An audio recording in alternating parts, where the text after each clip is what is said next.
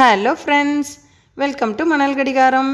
இந்த வீடியோவில் நம்ம எல்லாருக்கும் ரொம்ப பிடிச்ச டீ கடை இனிப்பு அப்பம் ரெசிபி தாங்க பார்க்க போகிறோம். நல்ல குண்டு குண்டாக புசு புசுன்னு சாஃப்டாக டீ கடையில் உள்ள அதே டேஸ்ட்டில் செய்ய போகிறோம்.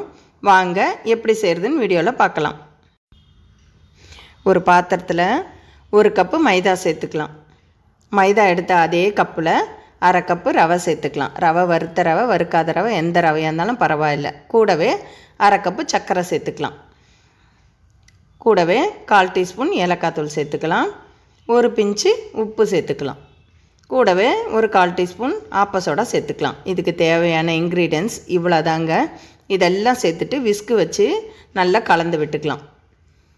நல்லா கலந்ததும் காய்ச்சி ஆற வச்ச பால் கொஞ்சம் கொஞ்சமாக சேர்த்து தோசை மாவு பதத்துக்கு இந்த ரவை மைதா எல்லாம் நல்லா கலந்து எடுத்துக்கலாம். இது கொஞ்சம் கொஞ்சமாக சேர்த்து கலந்துக்கங்க, அப்போ தான் கட்டிகள் இல்லாமல் வரும். கொஞ்சம் கொஞ்சமாக பால் சேர்த்து இந்த மாதிரி நல்லா கலந்து எடுத்தோம்னா தோசை மாவு பதத்துக்கு இருக்கணும் மாவு.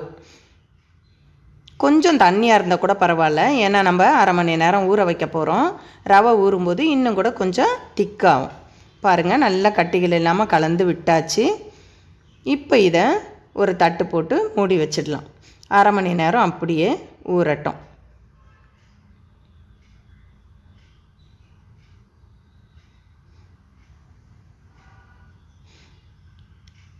இப்போ 1/2 மணி நேரம் ஆயிடுச்சு. இப்போ திறந்து பார்க்கலாம். பாருங்கள், இன்னும் கூட கொஞ்சம் திக்காக இருக்குது. கொஞ்சமாக ஒரு 1/4 கப்பு பால் சேர்த்துக்கலாம். 1/4 கப்புக்கும் கொஞ்சம் கம்மியாக சேர்த்தா கூட பரவாயில்ல. சேர்த்துட்டு நல்லா கலந்து விட்டுக்கலாம். மாவு எடுத்து இந்த மாதிரி கரண்டியில் ஊற்றும் போது இந்த மாதிரி நைஸாக விழுகணும். தோசை மாவு பதத்துக்கு இருக்கணும் மாவு. இப்போ ஒரு கடாயில் தேவையான அளவு எண்ணெய் சேர்த்து நல்லா சூடு பண்ணிக்கலாம்.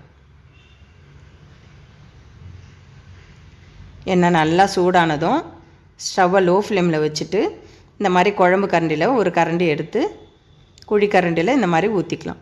பாருங்கள், ஊற்றிட்டு டிஸ்டர்ப் பண்ண வேணாம், அதுவாக தானாக மேலே எழும்பி வரும்.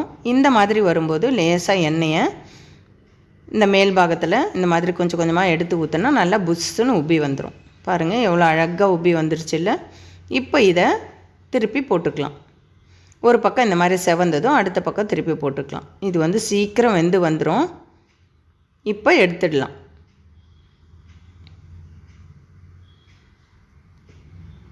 இப்போ இன்னொரு கரண்டியும் ஊற்றுறேன் பாருங்கள்.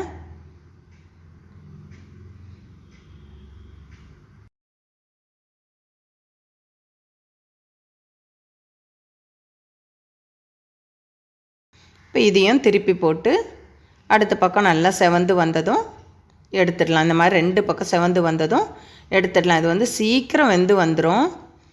அவ்வளோதான். இதே மாதிரி மீதமுள்ள மாவையும் நம்ம அப்பம் சுட்டு எடுத்துக்கலாம். நம்மளோட டீ கடை இனிப்பு அப்பம் ரொம்ப சூப்பராக ரெடி ஆகிடுச்சு. நம்ம இனிமேல் இதை சர்வ் பண்ணிடலாம். இது சாப்பிட அவ்வளோ டேஸ்ட்டாக இருக்கும். எவ்வளோ சாஃப்டாக இருக்குது பாருங்கள்.